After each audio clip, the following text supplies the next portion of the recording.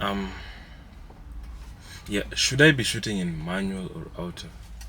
I feel like manual is better and the colors look amazing, but I know you can achieve that once after you've edited the videos.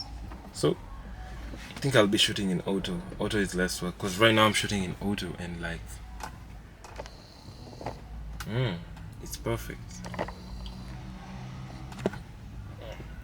If it was manual, if I have zoom like that, the focus would be gone. Color science, I don't know. Oh, sijui inaanza kukaa color pink.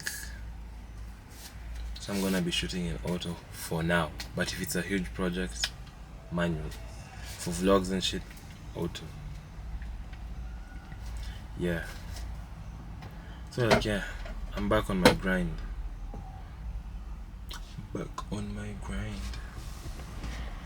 You're gonna be seeing a lot of my face. A lot of this.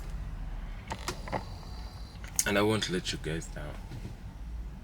I can't do that.